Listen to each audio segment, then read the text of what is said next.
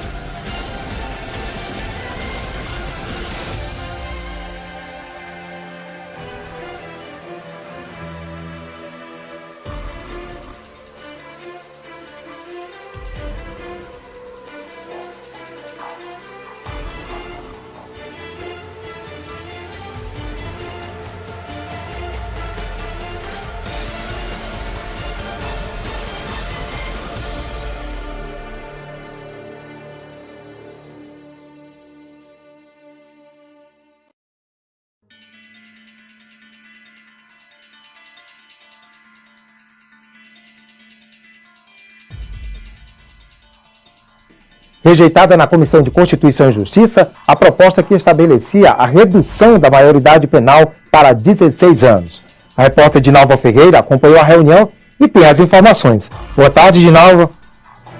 Boa tarde, André. A proposta apresentada pelo senador Aloysio Nunes prevê a redução da maioridade penal para 16 anos apenas em casos específicos, como os crimes hediondos. E mesmo assim, após o pedido feito por um promotor e aceito por um juiz da vara da infância e adolescência. O senador Randolfo Rodrigues apresentou um voto em separado pela rejeição da matéria, que, segundo ele, fere a Constituição. Depois de um longo debate, a PEC acabou derrubada por 11 votos a 8.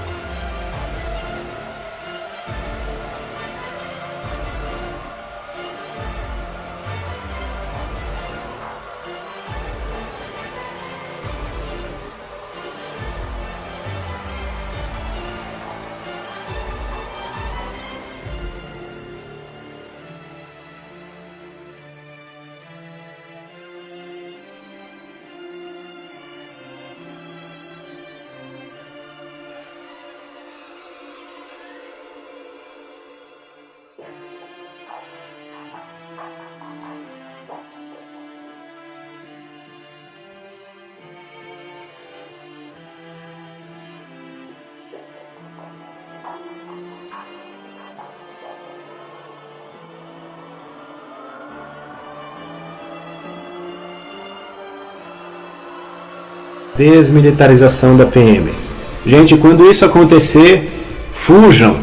O que é o fim da PM? O fim da PM é uma bandeira que foi lançada de forma publicitária lá no filme Tropa de Elite 2, que é um filme feito por psolistas para o PSOL e para a esquerda, em que o Capitão Nascimento, lá no final, na cena final, fala: a PM do Rio tem que acabar. Então estava lá, soltaram a ideia.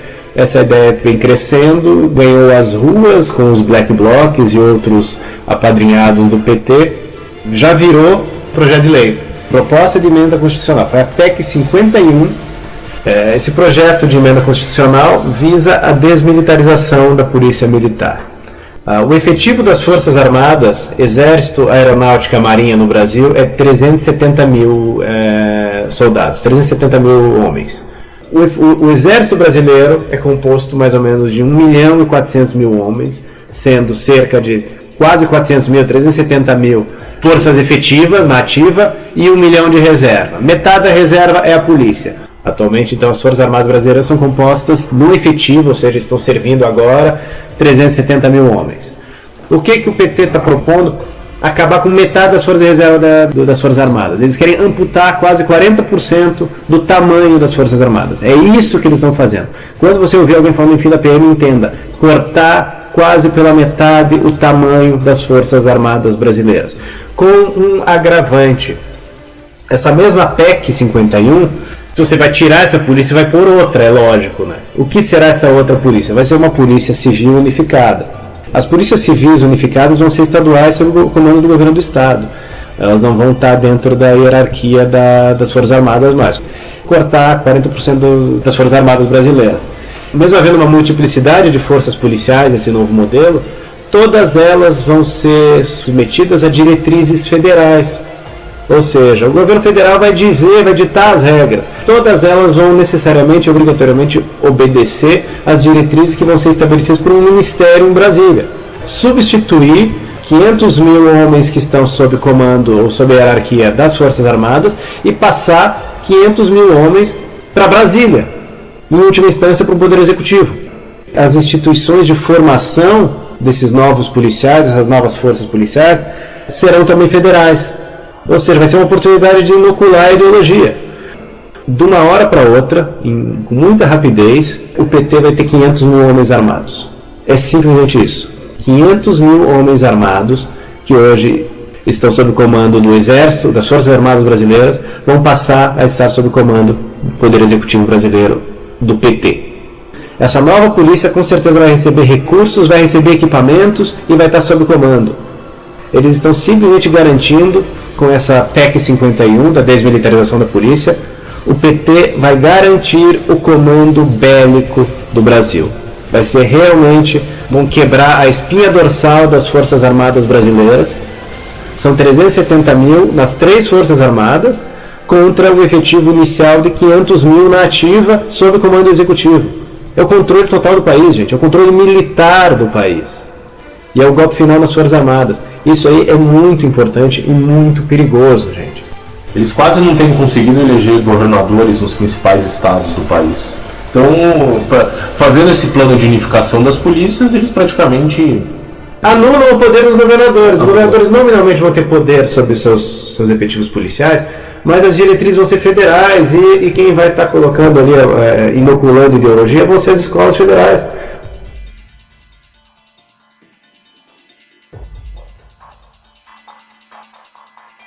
A presidente Dilma Rousseff participou hoje da inauguração do Porto de Mariel, em Cuba. A presidente Dilma Rousseff chegou agora há pouco a Havana para uma viagem de 2 dias a Cuba. A presidente vai visitar as obras no Porto de Mariel, que recebeu mais de R$1 bilhão em investimentos do governo brasileiro. Ao lado do presidente cubano, Raul Castro, Dilma participou da cerimônia de inauguração da primeira etapa do Porto de Mariel, financiado pelo BNDES.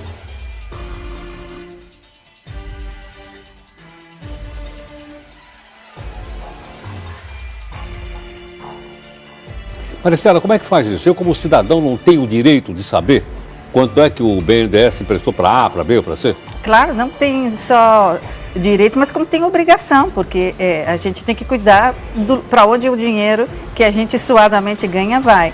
E é um absurdo como se cristalizou nos últimos anos essa conduta do governo de fazer empréstimos internacionais sem que eles passem pelo Congresso Nacional, o que é inconstitucional. Ele não pode fazer empréstimo internacional? Não, ele não pode emprestar, né? Quando ele pede, ele também tem que pedir autorização. Sim, mas os acordos internacionais, esses sobre os quais você se referia, de empréstimo do Brasil para a Venezuela, para Cuba, para a Argentina, esses empréstimos, eles são escritos num acordo internacional assinado pelos 2 ou 2 presidentes. Uma vez assinados pelos presidentes, eles têm que passar pelos parlamentos, pelos congressos, no nosso caso o Congresso Nacional é bicameral, para obter a aprovação do Congresso Nacional. É um momento no qual o povo, nós, dizemos se nós queremos emprestar ou não queremos emprestar. Então esses empréstimos são ilegais? São inconstitucionais. Inconstitucionais. Eles não têm eficácia jurídica, na verdade. Então, emprestar para Cuba de forma secreta é inconstitucional e significa que esse acordo feito entre os 2 presidentes, entre a nossa e o outro, ele é nulo.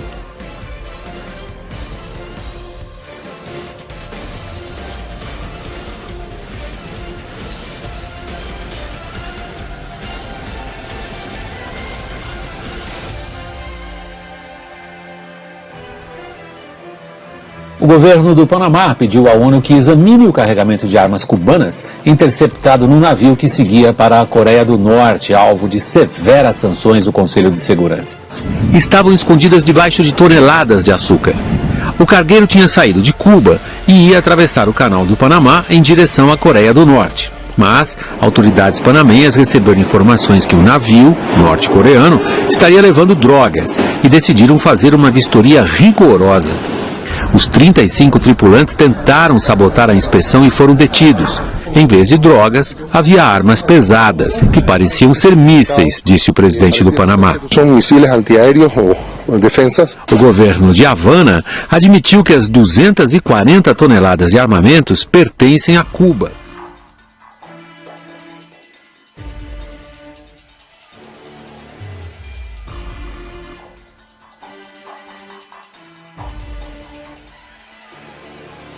Além do treinamento militar, o governo russo anunciou que está com negociações adiantadas para instalar bases militares em países como Venezuela, Cuba e Nicarágua. A informação foi divulgada pela agência russa de notícias RIA Novosti e nós vamos agora a Brasília para falar com Carlos Monforte para saber como o governo brasileiro recebeu essa notícia. Monforte.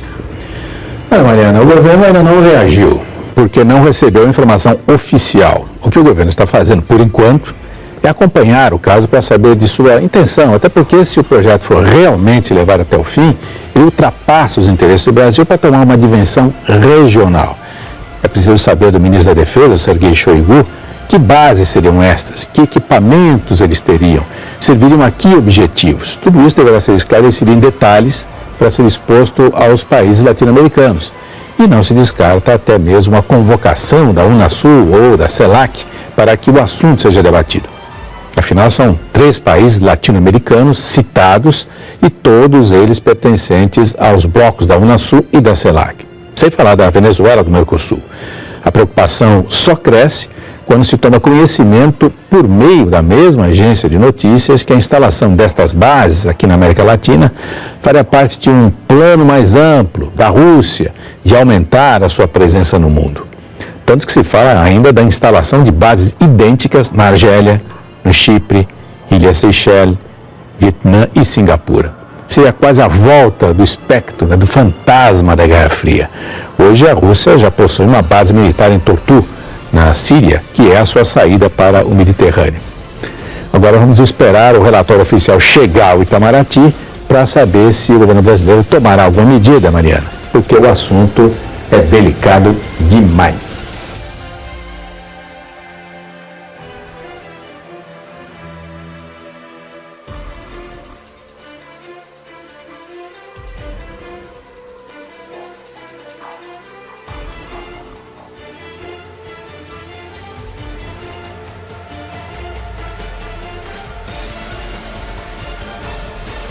Outra notícia aqui, um porta-aviões São Paulo, o único da Marinha Brasileira e o maior da América do Sul, pegou fogo. Isso foi hoje de madrugada por causa de uma pane elétrica.